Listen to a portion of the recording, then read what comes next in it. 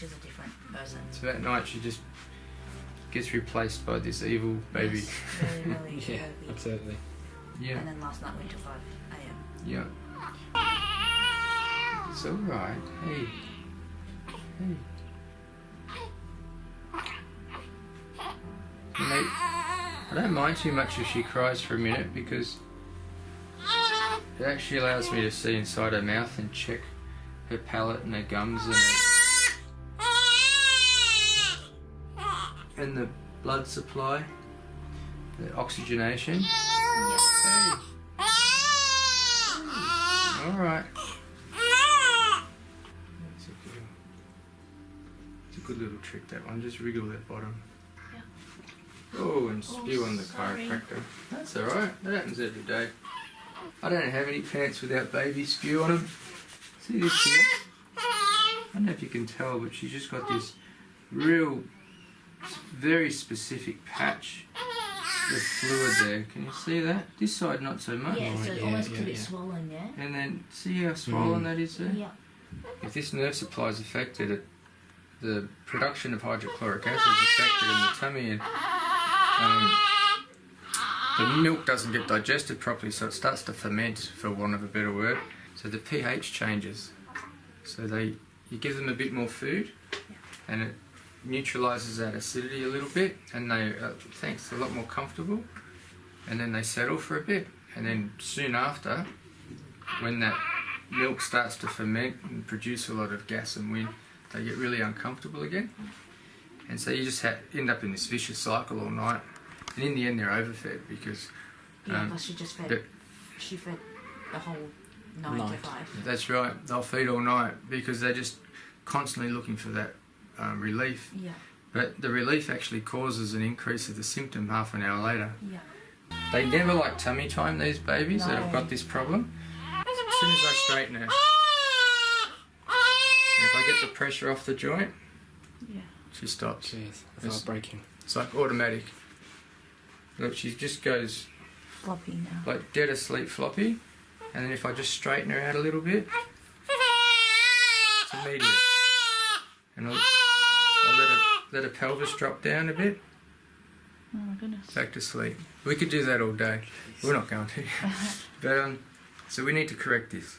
So I'm just going to use the end of my 2 fingers, like imagine that bit there is her vertebra.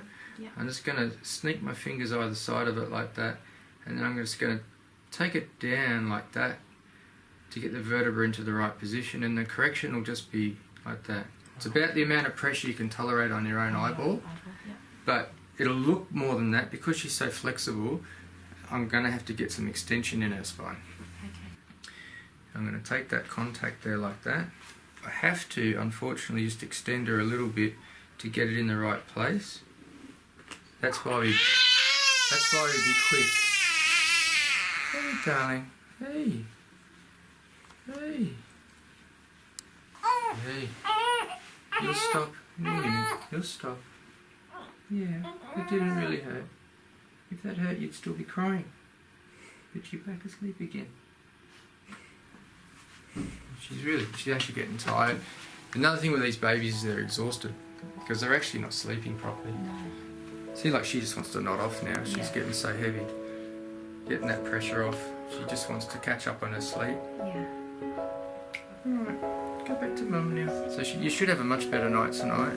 See you, gorgeous. Today was the actual real due date. Okay. So you're 0. Yeah. You're 0 years old. She seems a lot more relaxed. Yeah, we don't get the whole crying sort of even right after a feed. Yeah, so she stopped crying. She's just more relaxed after a feed, and she's willing to go into bed. Yeah. So she's not uncomfortable after a feed. She's not crying, and she'll go down now after a feed. She'll actually go to sleep. Yeah, she'll actually go to sleep. All right. Well, that's great. That's what baby's meant to do. Mm. That's really good. And is she tolerating tummy time better now? Yeah, she'll go. Yeah. So she'll lay on her tummy and she'll try and lift her head up. So all these things are really good. Like with one little correction, there are lots of big improvements. The way her back was before, if we'd let her sort of splay out like that, flat on her back, she would have been really uncomfortable. And if you remember, I had to hold her in a certain position to stop her from crying. The skin colour is very uniform. The oxygenation in the skin is very uniform. There's no fluid or swelling in the tissue there. And she's got really good motion. Oh, she's so much more comfortable. And you've lost your little umbilical cord now. Look at you growing up. You'll be a teenager soon. Oh. That's not Cantonese or English. That's just cute. She's actually doing really, really well. She should be a different baby even in the next week. The fact that she's changed that much the first week, even though we haven't adjusted that, it just needs a bit more healing. You know, like there's no way last week she would have just sat like that. She's pretty fast though. Yeah, she's so good.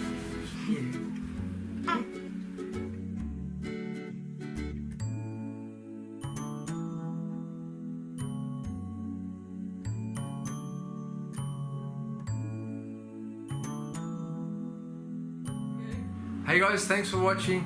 I hope you enjoyed that. We really enjoyed bringing this stuff to you.